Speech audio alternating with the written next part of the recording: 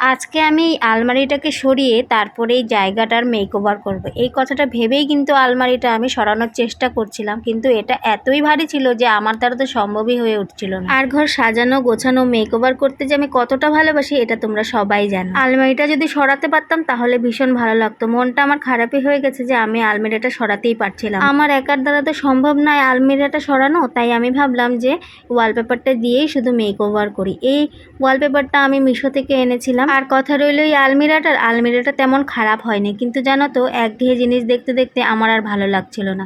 এই আলমিরাটার অনেক গল্প, চলো গল্পটাই তোমাদের সঙ্গে শেয়ার করি। যখন আমরা ট্রান্সফার হয়ে গেছিলাম তখন কিন্তু আমাদের কোনো আলমিরা নেইনি আমরা, বা কিনিও নি প্রথম দিকে। তারপর আমরা এই আলমিরাটা কিনেছিলাম, তবুও আমার পছন্দে এই পিঙ্ক কালারের আলমিরাটা আমি নিয়েছিলাম। ভীষণ শখ করেই কিনেছিলাম এই পিঙ্ক কালারের আলমিরাটা, তবে একঘেয়ে দেখতে দেখতে দেখতে আর ভালো লাগছিল না, ভাবলাম একটা মেকওভার করি।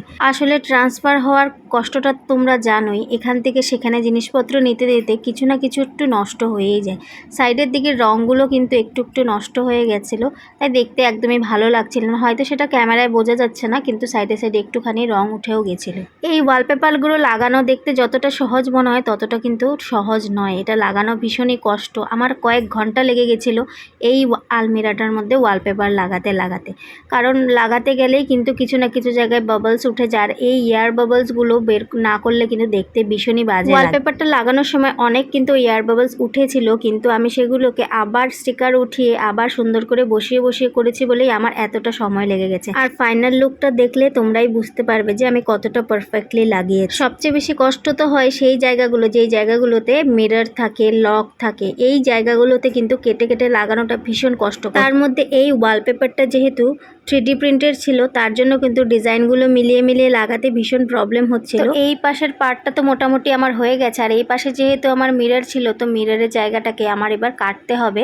তাই আমি একটা কাটার ইউজ করেছি। আর এই ওয়ালপেপারগুলো যেহেতু ভীষণই হার্ড, যেহেতু এগুলো আলমিরারই স্পেশালি ওয়ালপেপার, তো হার্ডের জন্য আমি কিন্তু কাটারটাকে আগুনে একটু গরম করে নিয়েছিলাম, তখন কিন্তু খুব ইজিলি কেটে গেছে। তোমরা হয়তো দেখে ভাবতে পারো মাঝখানটা কিরকম এয়ার বাবলস উঠে গেছে, অ্যাকচুয়ালি এই জায়গাটা মিরর আছে, তো আমি এই পার্টটাকেই তুলে দেবো, তখন দেখবে দেখতে ভালো লাগবে। একটা হাউসওয়াইফের জন্য ভিডিও করা কিন্তু ভীষণই কষ্টকর। দেখো আমি সংসারের সমস্ত কাজকর্ম করেই কিন্তু একটা সময় বের করেছিলাম এই কাজটা করার জন্য, তার মাঝখানে চলে এসেছে আমার একটা পার্সেল। তো পার্সেলটা আনবক্সিং আমি নেক্সট ভিডিওতে করব।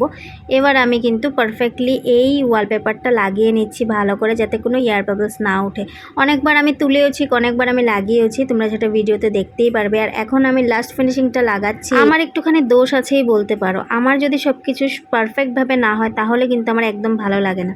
এই যে নিচের দিকটা যে কোনোভাবে লাগিয়ে দিলে কিন্তু হতো, কিন্তু আমি এটাকে একদম কেটে সমান করে সুন্দর করে কিন্তু লাগিয়েছি। আর ওই যে মিররের এলোমেলো জায়গাটা, সেই জায়গাটাকেও কিন্তু এবার তুলে দিলাম এক্সট্রা পার্টটা। এবার দেখো ফাইনাল লুকটা। আর এত কষ্ট করার পর ফলটা তোমরা দেখে নাও কেমন হয়েছে দেখতে। এভাবে ভিডিও করেছি বলে বোঝা যাচ্ছে না, তাই আমি একটা ক্লিপ কিন্তু অ্যাড করলাম যাতে তোমরা সুন্দরভাবে বুঝতে পারো। এই ক্লিপটাতে কেমন লাগছে অবশ্যই কমেন্ট করে জানিও, আর আমার চ্যানেলটাকে সাবস্ক্রাইব করে দিও।